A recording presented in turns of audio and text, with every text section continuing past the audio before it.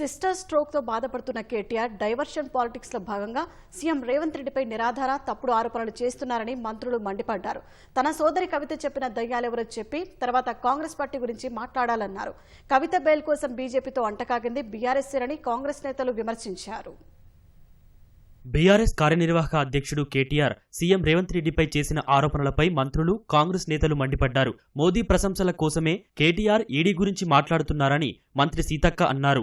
నిర్మాణాత్మక ప్రతిపక్ష పాత్రను కేటీఆర్ మర్చిపోయారని, అబద్దాన్ని నిజం చేయడం కోసం ప్రయత్నిస్తున్నారని ఆరోపించారు. నీతి నిజాయితీ ఉంటే కాళేశ్వరం, కూలేశ్వరం ఎందుకు అయిందో చెప్పాలని డిమాండ్ చేశారు.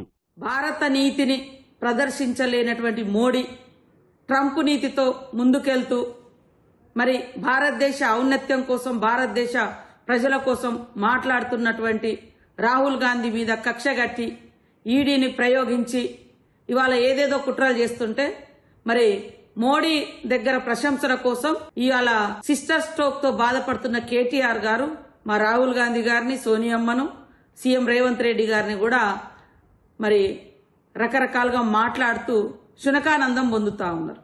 ఆ రోజు సీఎం గారు 2019లో పీసీసీ అధ్యక్షుడిగా ఉన్నాడు, సీఎంగా లేడు. ఇక్కడ మరి ఈడీ ఎంటర్ కావడానికి అక్కడ మనీ లాండరింగ్ జరగలేదు, ఫెమా ఉల్లంఘన జరగలేదు, ఫెమా యాక్ట్ ఉల్లంఘన జరగలేదు, లేదా ఎకనామికల్ గా కూడా ఏం క్రైమ్ జరగలే, ఫ్రాడ్ జరగలే. మరి తెలంగాణకు సిగ్గుచేటు రేవంత్ రెడ్డి ఉండడం, లేకుంటే ఇంకోరు ఉండడం మాట్లాడే అర్హత నీకుందా అని నేను అడుగుతున్నా. కాళేశ్వరం ఎందుకు కూలేశ్వరం అయిందో దానికి జవాబు ఇవ్వు. కమిషన్ ముందుకొచ్చి ఆన్సర్ ఇవ్వండి.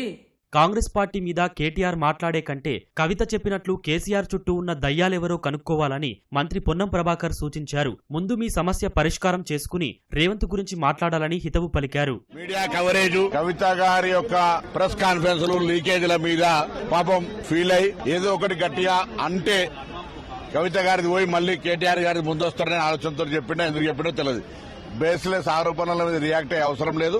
కాంగ్రెస్ పార్టీని విమర్శించే కంటే ముందు మీ పార్టీలో మీ కుటుంబ సభ్యురాలు కేసీఆర్ గారు దేవుడు, పక్కన కొంతమంది దయ్యాలున్నారు, నా లేఖ లీక్ కావడం అంటేనే దానికి నిదర్శనం చెప్పిన దానికి జవాబు చెప్పి దాని తదుపరి కాంగ్రెస్ పార్టీని ప్రశ్నిస్తే మేము మా నాయకత్వం తప్పకుండా జవాబు చెప్తామని మనం చేస్తాం.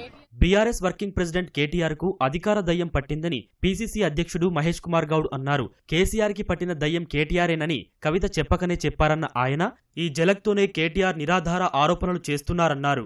కవిత గారు లిక్కర్ కేసులో ఇరికినప్పుడు అమిత్ షా దగ్గరికి వెళ్లి బేరమాడుకొని బెయిల్ వచ్చే విధంగా చేసుకున్న సందర్భం ప్రజలు మర్చిపోలే.